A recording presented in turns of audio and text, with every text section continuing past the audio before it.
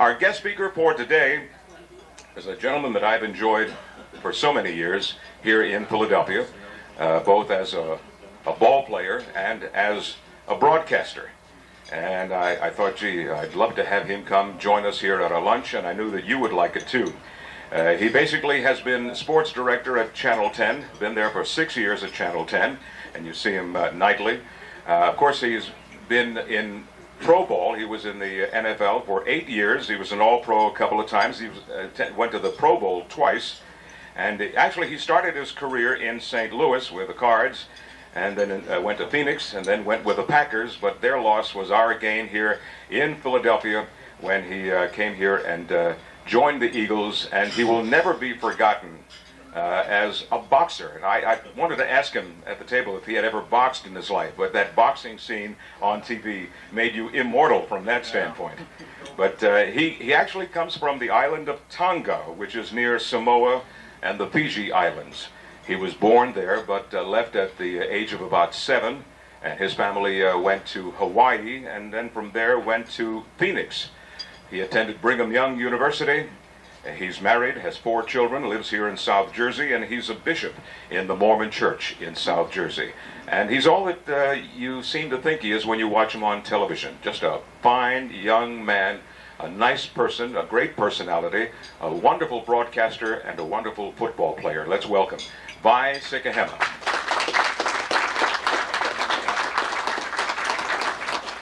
Thank you, Pat. I'm very honored to be here and to speak to so many of you who are distinguished and have been in the broadcast business for so many years. Pat called me, I guess it was a couple of weeks ago, asked me if I would come and speak, and I only had one question for him. Simply this, is Howard Eskin going to be there? And he assured me that Howard would not be here. I graciously accepted the invitation to come speak. Right, exactly. That's the other reason, was because I wanted to speak to someone, actually. I kid Howard, and I was covered by Howard when I was a player, and many of you know I work with Howard on Sunday nights. And I made an interesting observation about Howard after years of being around him as an athlete, and then now as I guess a colleague at Channel 10. And it's simply this, and I'm fascinated by the love-hate relationship that Philadelphians have with Howard Eskin. And I've made the observation that Philadelphians basically fall into 2 groups when it comes to Howard Eskin. Either you hate Howard Eskin, or you are Howard Eskin. Doesn't seem to be any middle ground. I kid Howard. I actually am one of the few people that does like Howard.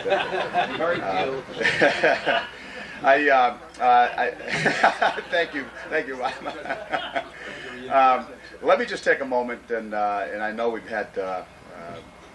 We've spent a considerable amount of time here enjoying one another's company and lunch, and I thought I'd try to hurry this along so that we can all get to work, but I look around and most of you are retired, so I think there's only a few of us here that do have to get to work. I just want to take a moment and tell you a little bit about myself.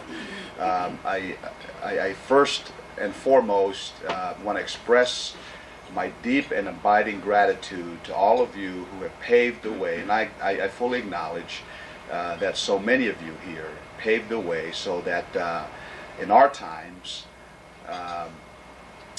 that a young man by the name of Vi Sikahema, which obviously is not Jewish,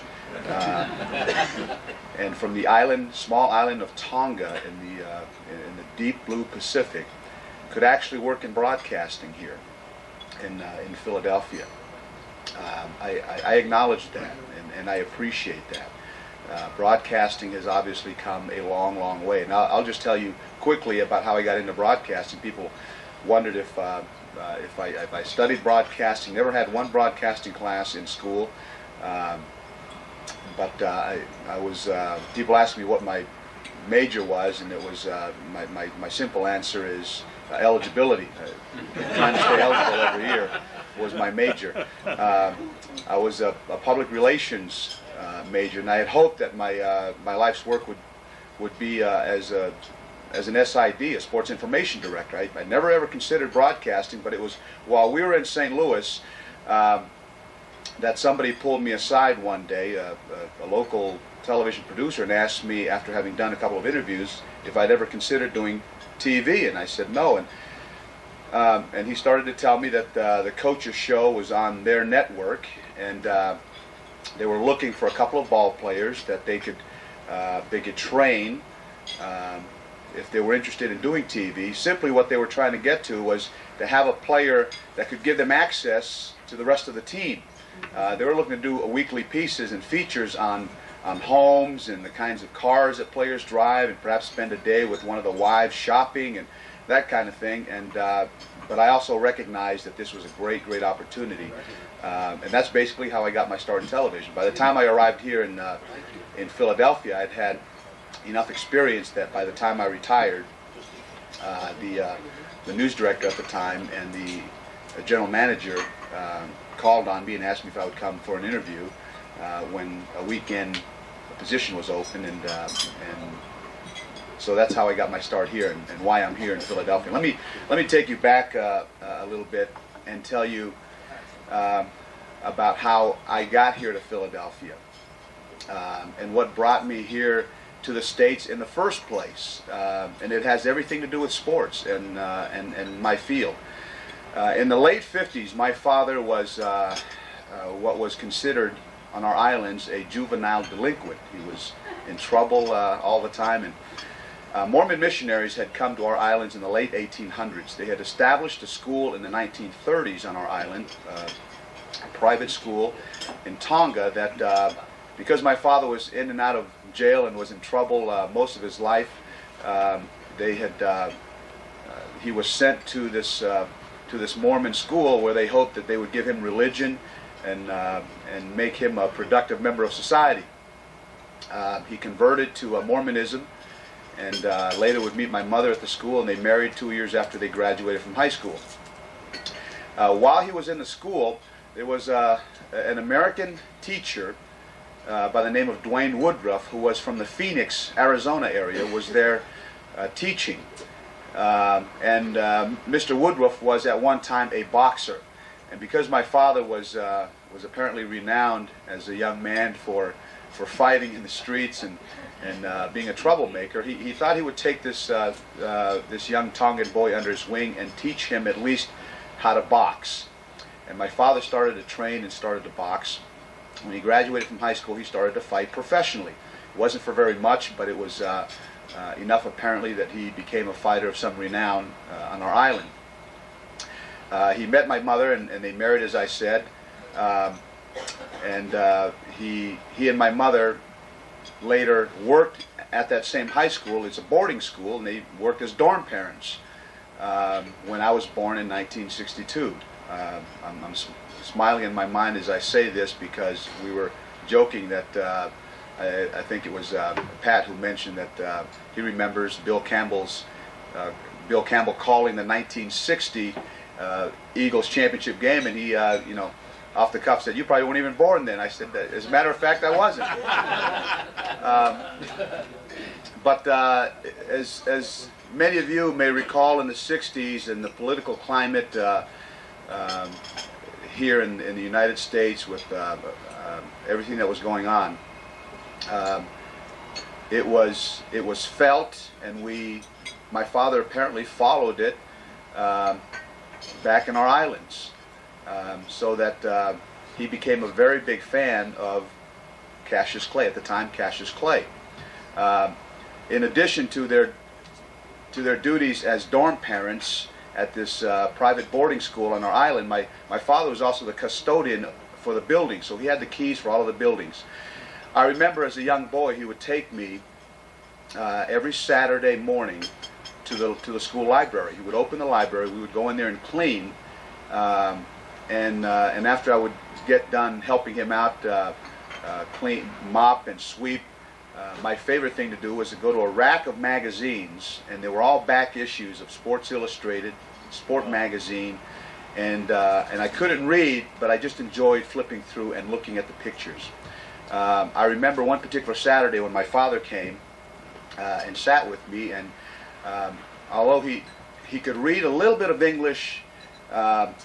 in retrospect, I think what he mostly did was he looked at the pictures and he tried to translate to me what the stories were about. But I have a vivid memory in my mind, and it was in 1967, so this was a 2-year-old back issue, I believe, of Life magazine. And one of the most famous pictures in all of sports was on the centerfold. And I was fascinated by the picture so much that I sat there and I just stared at it, and he came in, and there was a caption underneath the picture. And this is the picture. I have it now in my office, and I have it signed by Muhammad Ali. Do you all recognize this famous picture? Oh, yeah. Sonny Liston, fallen Sonny Liston. It was in Lewiston, Maine.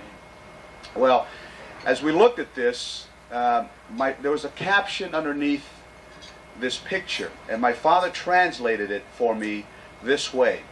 He said that in less than 3 minutes of work, this young man, Muhammad Ali, Cassius Clay, earned $100,000. Now, when you live on an island where you exchange for goods with chickens and coconuts, $100,000 just doesn't mean anything. But I recognize it, and I don't know that my father really appreciated what $100,000 was or is. But we both recognized, even at my young age, that this was a lot of money. And the other thing that wasn't lost on me, that these were two men of color. You see, Tonga is a small Pacific island that is ruled by a monarchy, and we were common folk. There was my hopes, my father's hopes for me was simply that my father had, as a custodian and as a dorm parent, was about the best that he could possibly do.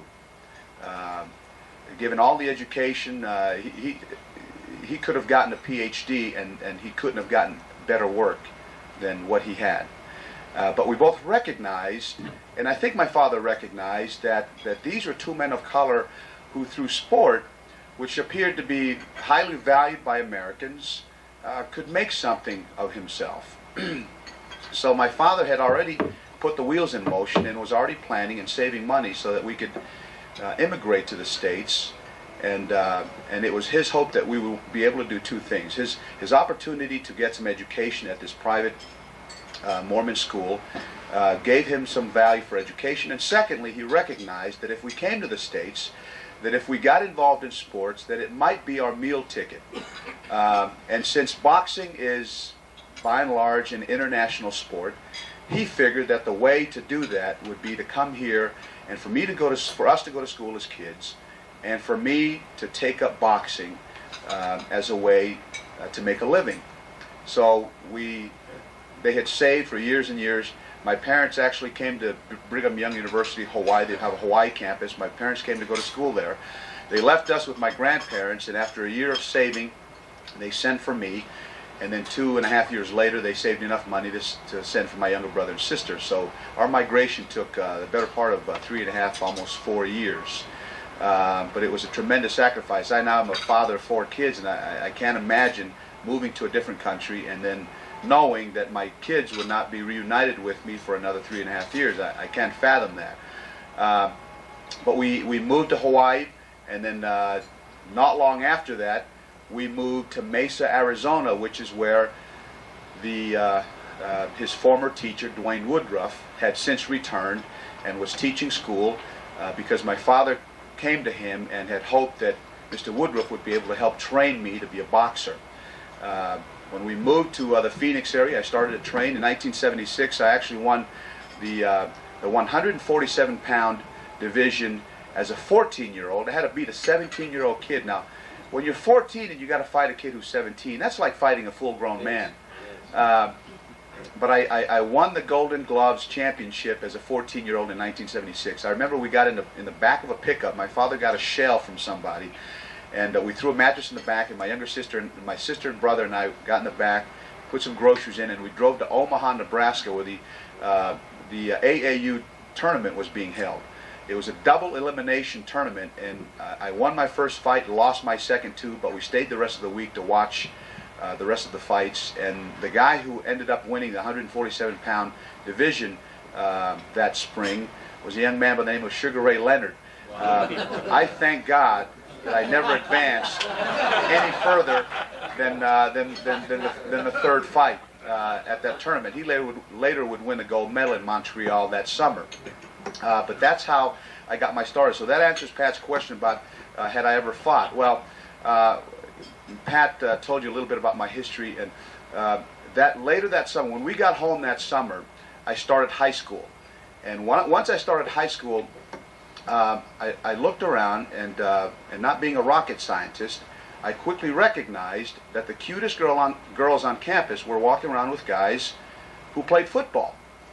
So guess what? I wanted to figure out how to play football. By now, I had been training in a gym, in a grungy gym in Phoenix, Arizona for 2-3 hours a night. I was running 5 miles every morning. So when I went to start playing football, to me it was a piece of cake because they only practiced for an hour and a half, maybe 2 hours in the afternoons, and only on school days. There was no practicing on Saturday or Sunday, which I had become accustomed to playing in training for boxing. My father was absolutely distraught that his hopes and dreams for me to become a middleweight champion may have been dashed by this game of football, which he did not understand. My father didn't know a football from a gourd. But he came quickly to understand as I explained it to him, and as he came and met several times with my football coaches at school, that big American universities actually pay for young men, pay for their education if they had the skill to play football. So guess what? My father, again, not being a rocket scientist, quickly started learning about football and wanted to understand as much as he could about the game. To make a long story short, I got a scholarship to Brigham Young University, was drafted, as Pat mentioned, to the St. Louis Cardinals in 1986, and my football career got its start. It weaved its way through St. Louis to Green Bay, Wisconsin, and I found myself here in the latter part of my career. And in November of 1992, in the latter part of my career, I knew that my career was winding down. We were at the Meadowlands playing the New York Giants when they punted in the third quarter, and we had been trailing in the game throughout the game, but we started to make some moves and make a push late in the game. They punted to me, and I caught the ball on my own 13-yard line, weaved my way down the sideline and in for a touchdown. As I dropped the ball, I remembered that I was on the far end zone. I was along their sideline. But as I dropped the ball, I started to jog back over towards our sidelines when something I had never really noticed before, but my peripheral vision was so in tune that I noticed, just for some reason, as I jogged past the goalpost, that it was padded, and I had this amazing and I know this happens just in a split second, but when I saw the padded goalpost, I reflected on my father, who I knew was watching the game on TV back home in their home in Arizona. And I remembered the years that we used to spend in a grungy gym pounding a big, thick, heavy bag that looked very similar to the goalpost. So I dropped the ball and I headed over there. And I knew, now having been in television for a few years and doing things, I was television savvy enough to know that the cameras were going to stay on me and they weren't going to lose this shot. So I dropped the ball, I headed over to the goalpost, and I just started digging lefts and rights into this goalpost because I knew that my father would understand what I was trying to communicate to him. And it was simply this. We did not make our way here in boxing. Boxing never became my life's work, but I wanted to thank him for providing me the opportunities that he gave me. I wanted to thank him for being the kind of loving father that would take me to a library and sit with me and read to me and share something so wonderful as sports. And boxing was the means, and this particular picture means a lot to me, obviously, and it hangs on my wall. And as I walked out this morning, I thought I'd grab it and bring it and share that with you.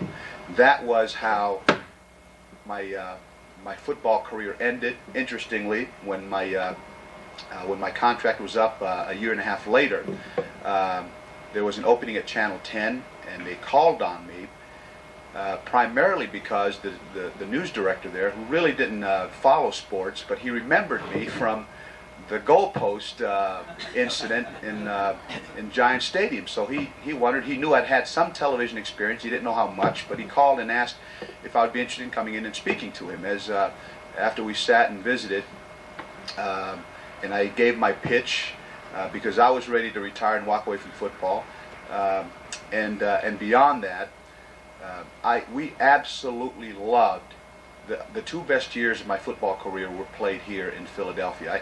I remember as a St. Louis and as a Phoenix Cardinal coming here to the Vet, and there were two stadiums in the NFL that we were told in the locker room, keep your helmets on at all times.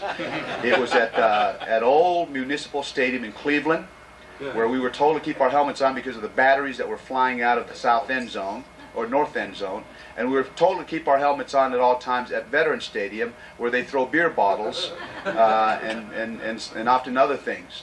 And I absolutely hated coming to Philadelphia, because when we flew in, we stayed at the Marriott by the airport. So the next morning we would get up, and all I knew about Philadelphia was driving over the bridge into Veterans Stadium and seeing the shipyards and the smells, and driving into the South Philly, and then getting back to the airport and flying out of here. That's all. And of course the fans, the wonderful fans at the Vet. That's all I knew about Philadelphia. But I had a chance to come here to play here and finish my career here. And once we got here and found a place in the suburbs, I absolutely, my wife and I absolutely fell in love with the city. And we jumped at the opportunity to come and begin our career here, and hopefully it'll end here in Philadelphia. I know I don't want to go anywhere else. I was chatting with a couple of people here at the table about some of my, I think some of my professional aspirations in broadcasting has been tempered by the fact that I had a chance to play professional football and save some of my money. So I don't have any financial reasons really to go and work in New York or any other place. I am absolutely and perfectly comfortable living in Philadelphia and staying here, and I know that my niche is here. I could go to Chicago or I could go someplace else, and I've had opportunities in the past, but I know that that I've made my home here, I've made my name here, and this is where I want to stay. I want to thank you all for inviting me to come and speak to you. It's been a pleasure. I sit here and I look out and I see Joe Pellegrino and Bill Campbell and some of the men who are absolute giants in this industry and in this city. And I feel like a kid at Christmas standing here and being able to speak and having Joe Pellegrino and Bill Campbell and all of you here listening to me. I still can't believe. I wake up every morning and I pinch myself that I have the kind of life that I have, given where I came from. I thank you very much. I appreciate it, and I think the Eagles will do a much better job next year.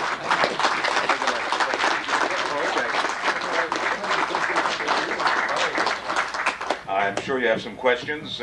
Please go right ahead. Yes.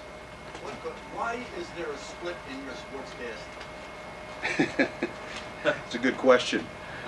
It's because they don't want to be late going into to Jay Leno. Jay Leno is a king at NBC, and there's so many breaks, so many commercials that we have to get in, and they made a decision.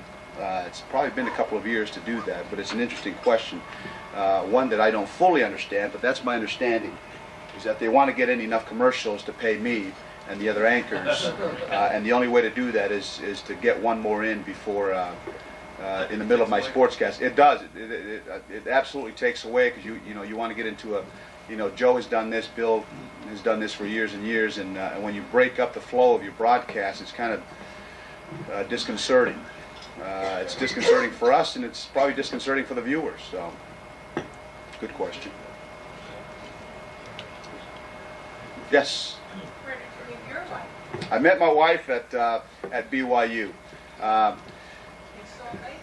In Provo, Utah. I was actually, after my sophomore year at BYU, and many of you who follow sports and know about Brigham Young's program know that many of their young people leave and serve church missions.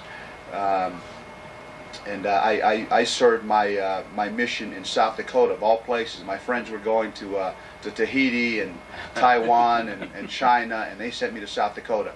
But after I served my 2-year mission in South Dakota, I returned home and I met my wife, who was a freshman at BYU at the time, from Hawaii. And we have 4 wonderful children. We got married while we were still in college, so it has given us an appreciation. Yeah, a lot of my former teammates, they get married, but they got married after they made tons of money, and their wives never knew about having to bargain shop and clip coupons and things like that.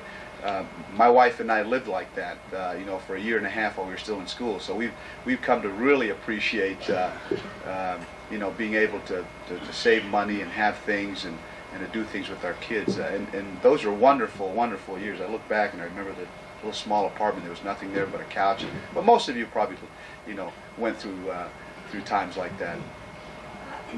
What about Andy Reid? Do you think he's going to stay with the Eagles, or where do you think the Eagles are going to go from here? They're going nowhere but up. I think those of you who follow sports probably recognize what Andy Reid has done with his team. He's a man. I knew Andy. Andy and I went to school together. In fact, I knew he and Tammy before they got married. I knew them when they were still dating at BYU. We go back 20, 21 years to when we were at BYU.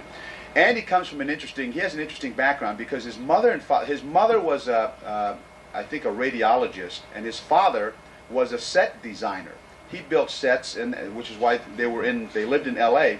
His father designed sets for I think Paramount and some other companies in Hollywood.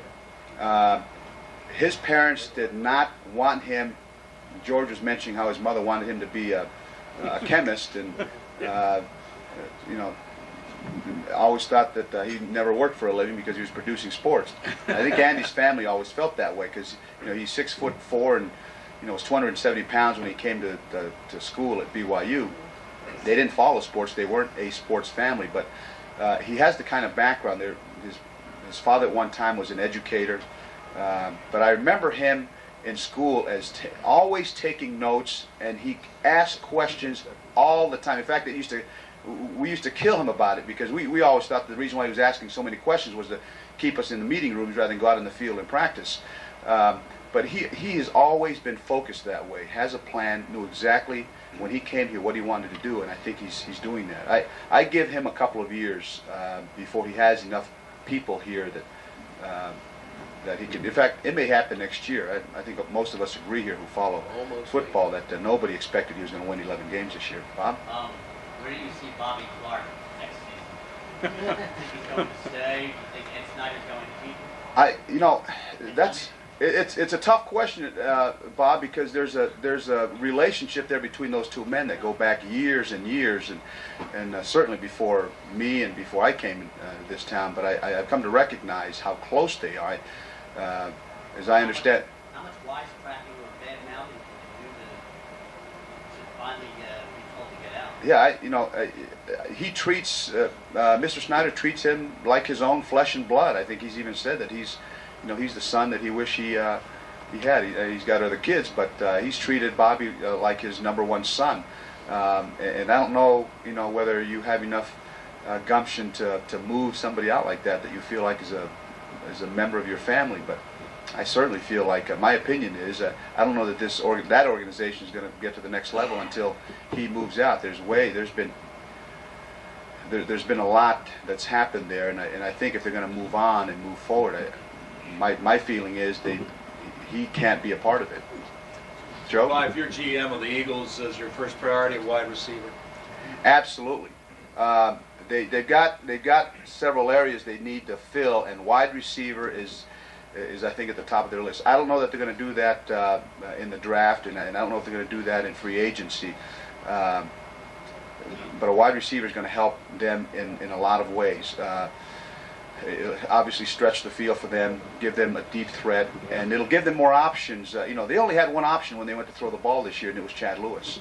And when teams know that, they put 2 people on them, and then, you know, they're stuck.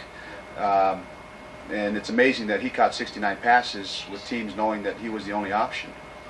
I think Jerry Rice has any good years left.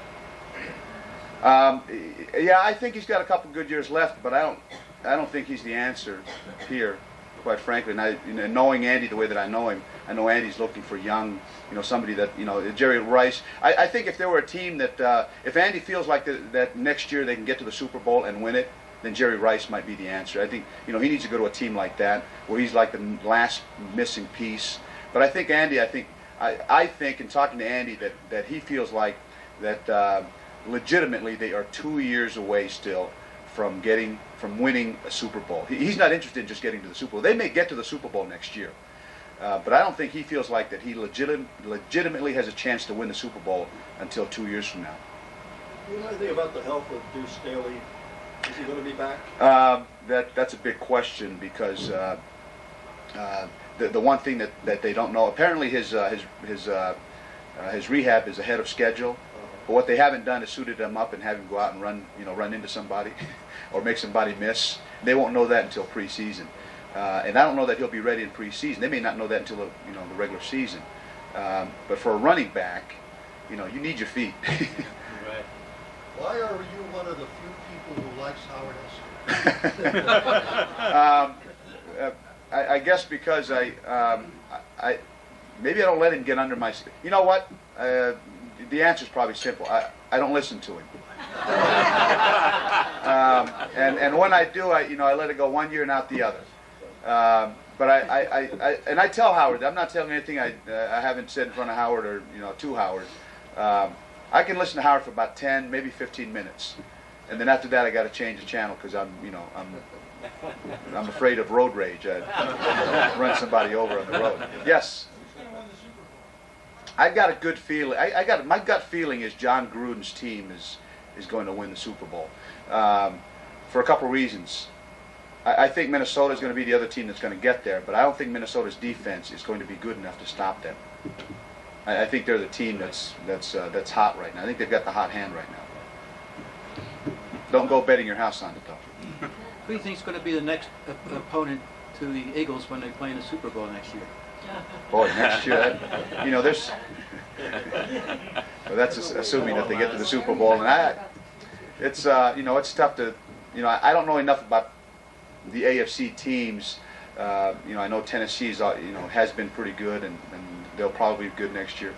That Baltimore team is a real strong team because they've got a great defense, and Oakland's going to be tough next year. I don't know, one of those three teams.